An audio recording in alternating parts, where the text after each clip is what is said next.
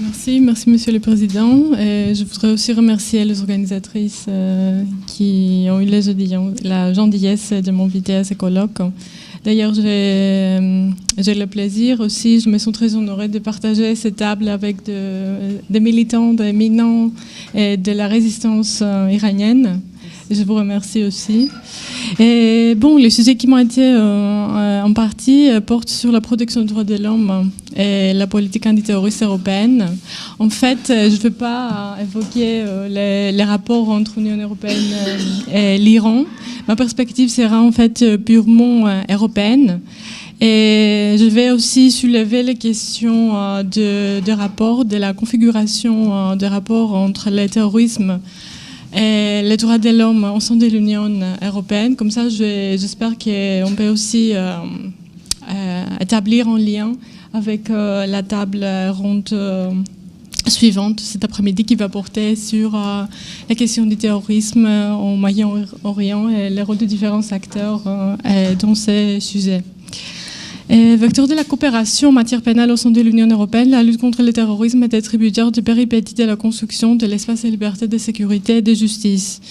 Et la judiciarisation progressive de cet espace passe notamment nécessairement par la montée en puissance de la garantie des droits fondamentaux, ainsi que du renforcement du rôle du juge européen, qui est désormais prégnant dans la Convention antiterroriste, appelant aussi à une action répressive et préventive dans ces domaines pleinement respectueux des droits fondamentaux. L'élaboration d'une politique antiterroriste globale par l'Union européenne devait s'accompagner d'une prise en compte croissante de la nécessité de garantir un niveau élevé de protection des droits fondamentaux.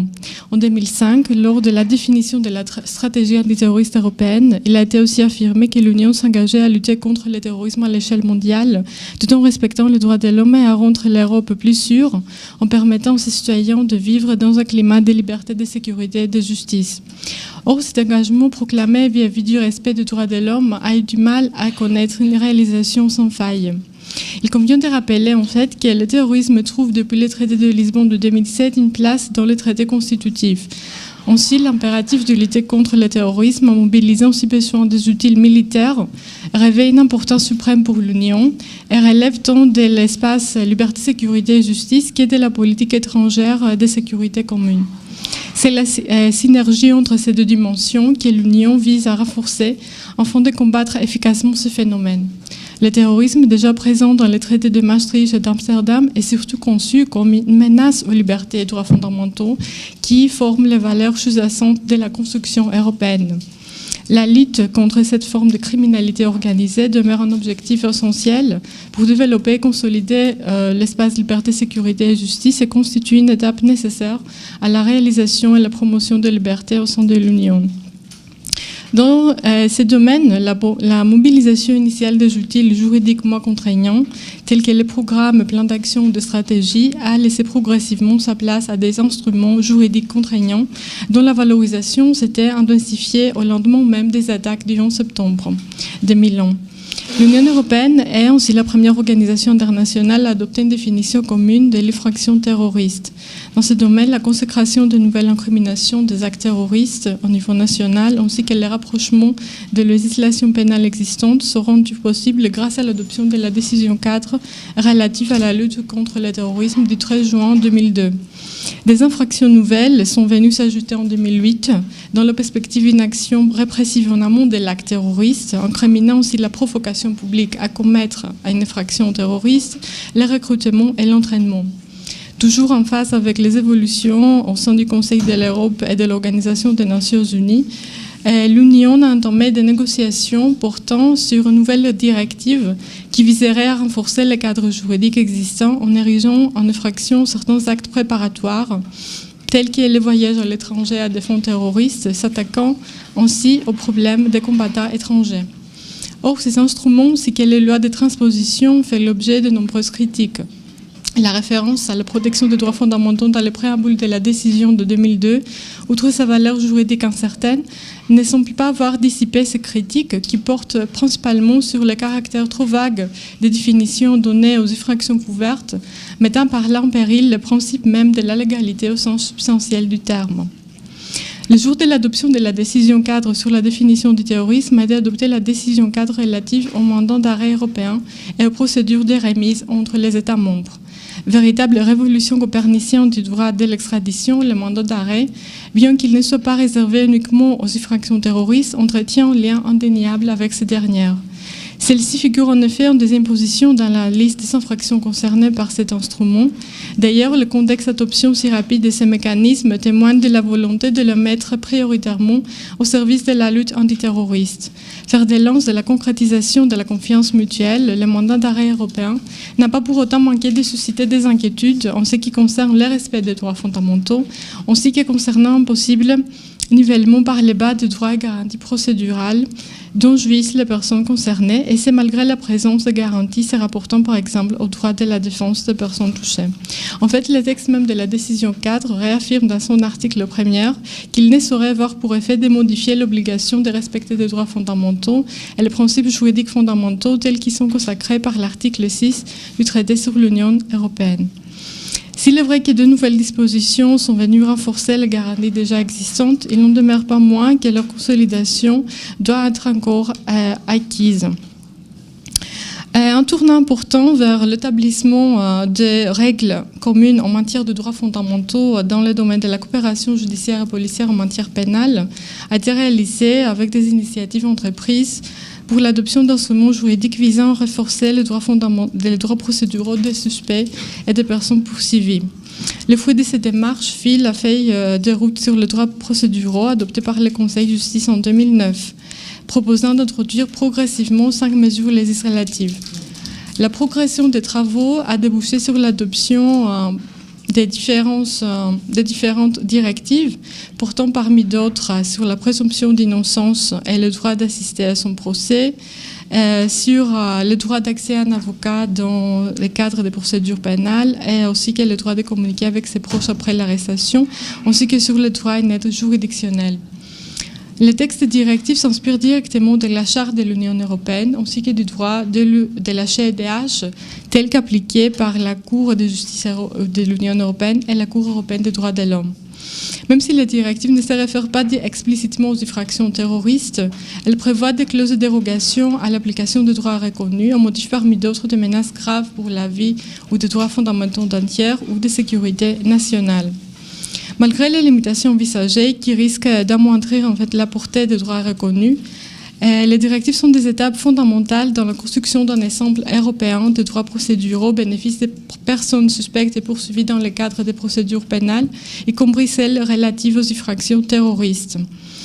Et la mise en place des droits transnationaux en ces domaines témoigne de l'intégration concrète de considérations relatives à la protection de la personne humaine au sein de l'espace liberté, sécurité et justice. Elle invite aussi les juges de l'Union européenne à prêter à développer ces droits à la lumière de la Charte. Et le rôle de ces dernières demeure d'ailleurs essentiel dans la conciliation des impératifs en matière de sécurité et ceux liés à la protection des droits fondamentaux des individus concernés dans le cadre de la lutte antiterroriste. L'ensemble en fait, du contentieux devant la Cour de justice de l'Union,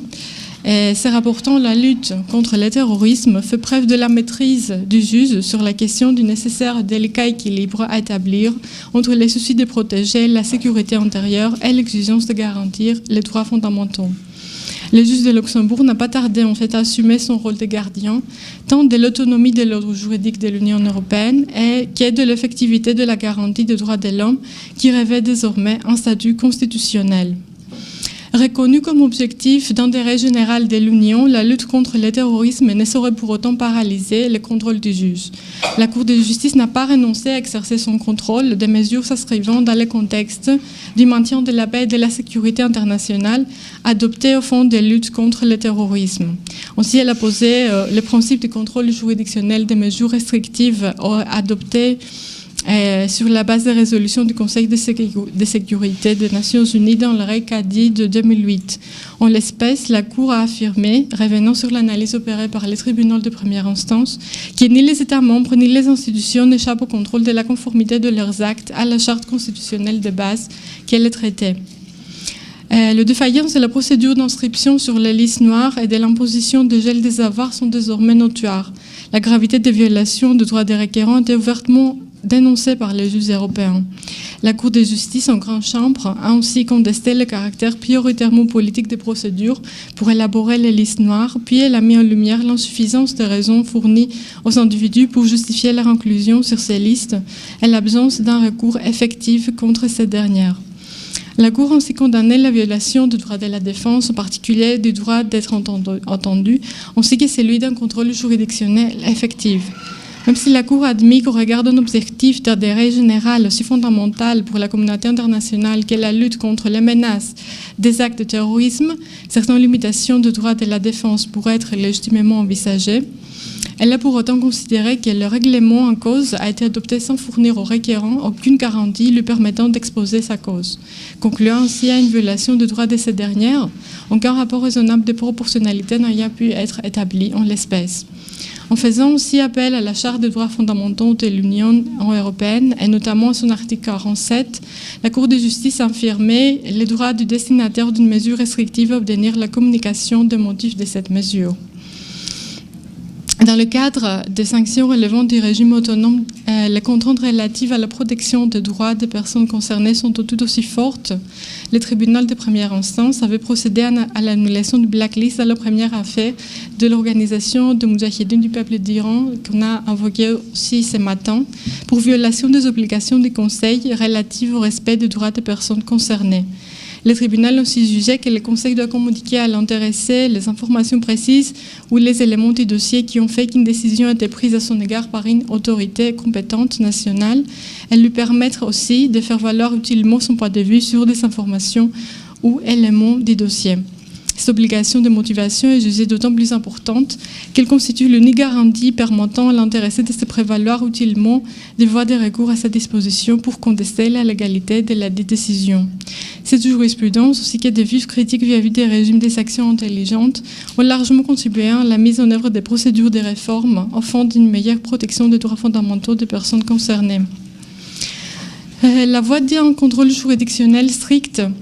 à l'une des exigences de protection des droits fondamentaux dans le contexte de la lutte contre le terrorisme inauguré par les contentieux relatifs aux mesures restrictives s'est poursuivi avec celui relatif à la conservation de données pour les motifs sécuritaires qui se trouvent en pleine expansion actuellement. S'appuyant sur les dispositions pertinentes de la Charte des droits fondamentaux de l'Union élevée au rang de droit primaire par le traité de Lisbonne, la Cour de justice n'hésite pas à valider les instruments juridiques adoptés en vue de garantir la disponibilité des données issues des services de communication électronique au fond de lutte contre le terrorisme ou la criminalité grave. Répondant aux demandes de juridiction interne présentées par la voie préjudicielle, la Cour appelait à se prononcer dans un contexte marqué par les révélations d'Edward Snowden concernant l'accès des services de renseignement américains, NSA et FBI, par le biais du système PRISM aux données de communication de millions de citoyens, aussi bien américains qu'européens, a livré un arrêt historique.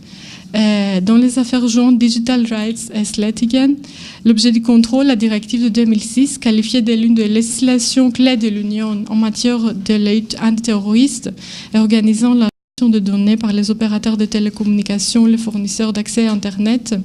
a aussi été soumise à un contrôle strict de proportionnalité inspiré de celui opéré par les juges de Strasbourg. La Cour a articulé son contrôle autour des exigences des articles 7 et 8 de la Charte, réaffirmant encore une fois l'autonomisation de l'ordre constitutionnel de l'Union et la place de la Charte en tant que norme de référence dans le contentieux difficile de conciliation entre les considérations sécuritaires et celles liées à la protection des droits de l'homme. Tandis que la Cour a estimé que le mécanisme de préservation et le traitement de données prévu par la directive est utile dans la prévention des infractions et la lutte contre la criminalité, comme la criminalité organisée, et répond aussi effectivement à un objectif d'intérêt général, elle a conclu à son caractère disproportionné par une série de raisons. Dans un premier temps, la condamnation du dispositif de collecte et de conservation des données institue une ingérence d'une vaste ampleur qui doit être considérée comme particulièrement grave et d'une conséquence inéluctable de sa portée indifférenciée, globale, créant le sentiment du flux de surveillance. C'est en réalité l'approche proactive dominante dans le cadre des dispositifs de recueil et de traitement de données qui est passée au crible du juge. Si je me réfère à une autre avis récent, on voit ces ce sont les rapports en fait de cette jurisprudence aussi, la place des droits fondamentaux dans l'Union européenne. Et cette jurisprudence, en ce qui concerne la protection des données dans la lutte antiterroriste, aura certainement des répercussions importantes sur la réforme actuelle du cadre juridique de la protection des données au sein de l'Union. On voit aussi en fait que c'est la conciliation des droits fondamentaux et la lutte contre le terrorisme pose toujours des problèmes et soulève des questionnements au sein de l'Union. Et il s'agit peut-être d'une conciliation qui n'est pas tout à fait acquise, aussi dans le cadre des États nationaux. Mais je pense que c'est aussi une perspective qui doit être mise en avant, aussi en ce qui concerne les négociations entre l'Union et l'Iran, aussi dans ce domaine, dans le cadre des relations extérieures de l'Union européenne. Bon, je vous remercie. Merci.